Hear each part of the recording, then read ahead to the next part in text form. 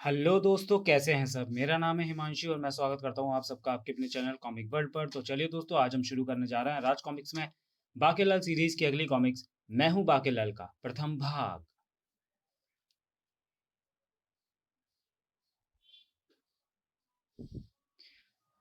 हास्य सलाहकार संजय गुप्ता, विवेक मोहन, संजय सक्सेना, चित्रांकन बेदी, कहानी तरुण कुमार वाही, संपादन मनीष गुप्ता।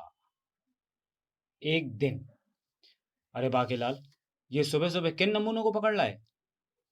अबे नमूना होगा तू, तेरे पिताश्री, तेरे दादाश्री के पिताश्री यानी परदादाश्री के भी पिताश्री यानी तेरे लक्कड़ दादाश्री। ये दोनों भाई नमूने नहीं हैं, बल्कि नमूनों की मूर्तियां और उनके चित्र बनाते हैं। और ये बनाएंगे आपकी कलात्मक मूर्ति और तेल चित्र। महाराज, आपकी मृत्यु के पश्चात विशालगढ़ में कम से कम आपकी मूर्ति व चित्र तो होनी ही चाहिए, वरना लोग आपकी बरसी पर पुष्पांजलि किसे देंगे? महारानी ठीक कहती है महाराज। फिर इतना बड़ा राजपाट चलाने के लिए मुझे भी तो आपका आशीर्वाद मिलता रहेगा। परंतु बाकीलाल, क्या ये दोनों अपने अपने काम में माहिर भी हैं या नहीं? महाराज, आप मेरे फन की तौहीन कर रहे हैं। ये देखिए, भूत की कितनी बढ़िया मूर्ति बनाई है मैंने। और इसे बनाने में मेरा सारा बचपन लग गया, क्योंकि हम मोटा ही ठेका लेते हैं। एक ही जगह जमकर खाने की आदत है हमें। वाह वाह महाराज, वैसे आपकी याद में यह मूर्ति भी लगवाई जा सकती है विशालगढ़ में। क्यों महारानी जी? मेरा मतलब है कि मूर्ति वाकई श्रेष्ठ है।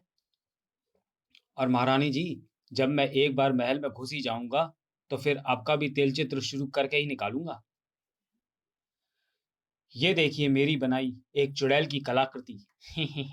इस कलाकृति को मेरे पिताश्री ने मेरी माताश्री से प्रेरणा पाकर बचपन में शुरू किया था, और उनके तय होने के बाद मैंने पूरा किया है। वाह वाह चित्रकार, तुम्हारे हाथों में तो जैसे जादू है।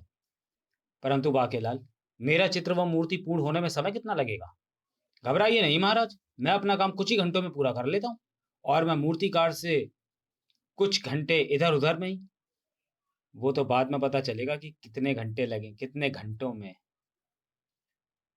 ठीक है, मगर ध्यान रहे, घंटे भले ही कुछ ज्यादा लग जाए, मगर महाराज का चित्र व मूर्ति शानदार बननी चाहिए। आप बिल्कुल भी चिंता मत करें महारानी जी, हम नीचे महाराज का नाम भी लिख देंगे ताकि वह पहचानी जा सके, क्योंकि आज तक हमारी बनाई मूर्तियों व चित्रों को उनका बाप भी नहीं पहचान पाया।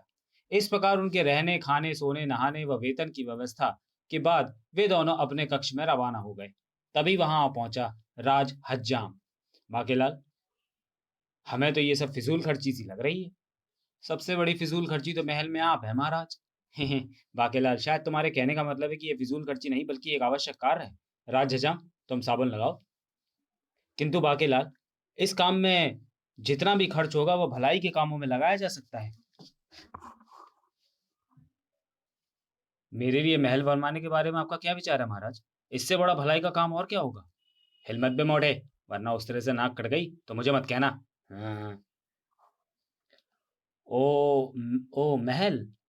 बाकेलाल, नगर के कब्रिस्तान वाली जमीन में हम तुम्हें गाड़ने की सोच रहे हैं। मेरा मतलब है बाकेलाल कि उस जमीन को हमने तुम्हारे लिए सुरक्षित कर दिया है और उस पर जल्दी ही कार्य शुरू हो जाएगा। खुश? बेटे मोटे, बेटे मनहूस, बेटे मुच्छड़, इस कब्रिस्तान वाले महल में तेरी कब्र ना बनाई तो मेरा भी नाम बाकेलाल नहीं। हे आप ठीक हैं? आप कहते हैं तो ठीक है महाराज। मगर राजहजम, ये हम चुप, ना कट जाएगी, हिलना मत। लीजिए महाराज, झाड़ झंकाड़ साफ हो गया। और कल मैं नहीं आऊंगा, कल आप अपनी दाढ़ी नगर हज्जाम से बनवा लेना, बनवा जरूर लेना, वरना पिछली बार की तरह महल में बनमानुस घुसाने का शोर मच जाएगा। आए, पर राज हज्जाम, आज तो दाढ़ी बनाते जाओ। हैं? मगर दाढ़ी तो मैंने अभी अभी बनाई है। महारानी जी, आपका चेहरा खोजा से क्यों मिल रहा है? राज हज्जाम, ये क्या गुस्ताखी है? ओह, तभी मैं सोच रहा था कि आज महाराज के पेड़ के तने जैसे खुरदरे वो उबड़ खबड़ गाल इतने मुलायम क्यों लग रहे हैं। राज हज्जाम, तुम्हारी इस भूल के लिए तुम्हें 5 दिन के लिए महल से निष्कासित किया जाता है। 5 दिन तक नगर हज्जाम का खुरदुरा उस तरह छीलेगा महाराज के चेहरे को।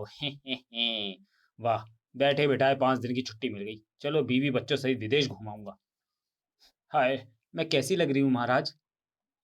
मुझसे मत ही पूछो महारानी। खामखा मुझे एक बेलन पड़ जाएगा। उस दिन विक्रम सिंह की दाढ़ी बनाई नगर हज्जाम ने, और फिर राज दरबार में। हाय हाय अइले महाराज। हाँ, खान पान मंत्री जैसे।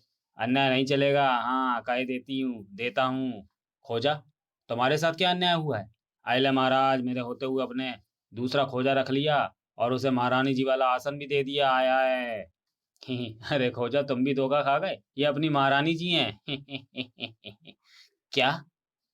अले हाय हाय, निगोड़ी आंखें कभी कभी धोखा ही खा जाती हैं। कुछ भी हो, महारानी जी लग सुंदर रही हैं। मैं पहले ही तुम्हें कह रहा था स्वर्णलता कि आज तुम राज दरबार मत आओ, मगर मेरी तो कभी सुनी ही नहीं तुमने।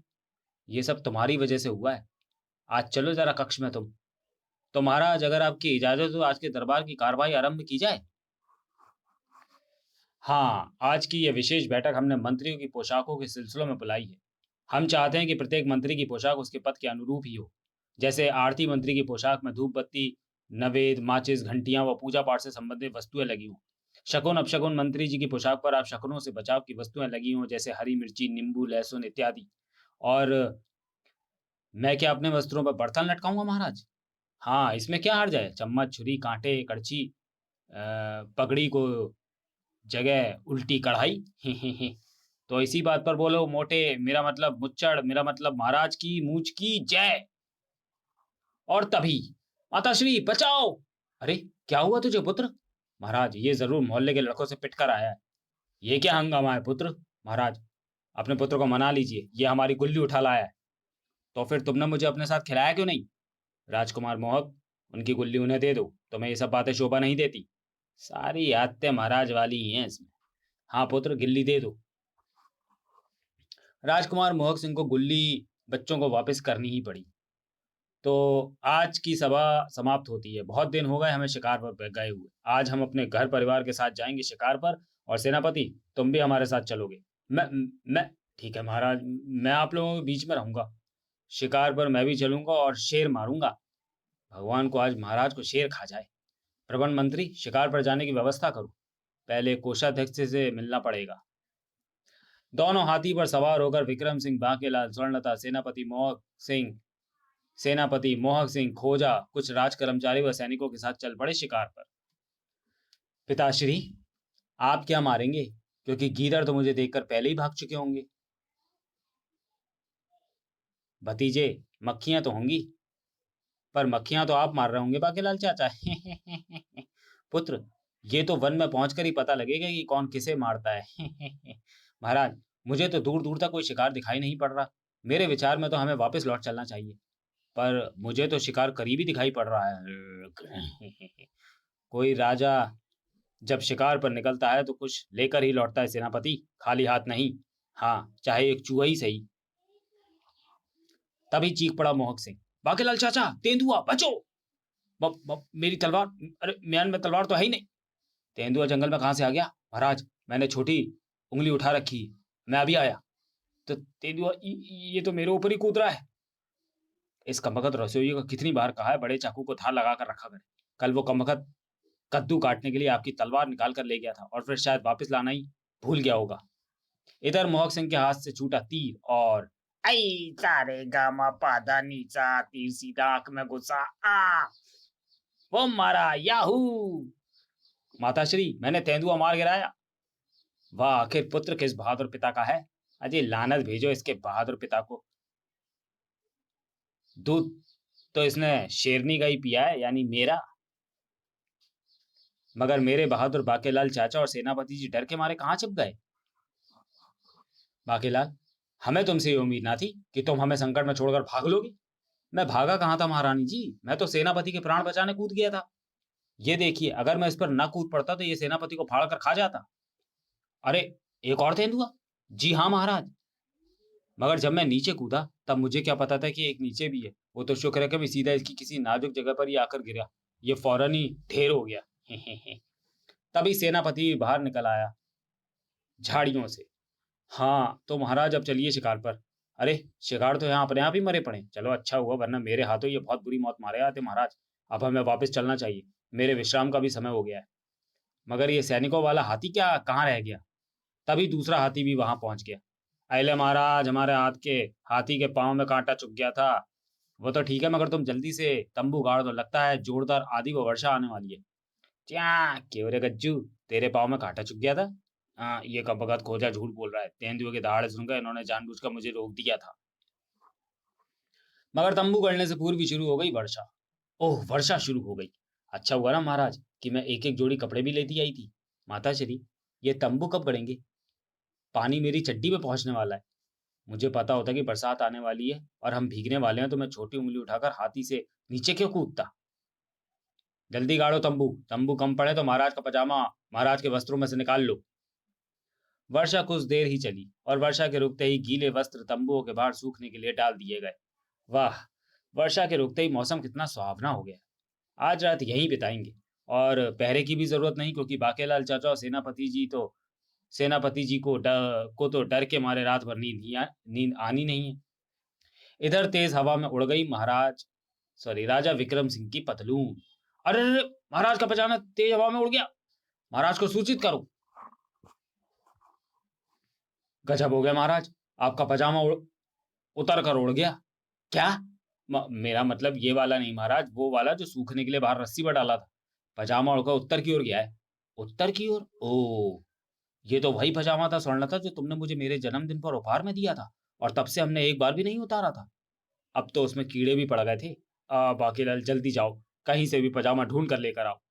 मैं भी पिताश्री के उस पजामे से ही अपनी बहती नाक पहुंचता था। बाकीलाल चाचा जल्दी जाओ ना।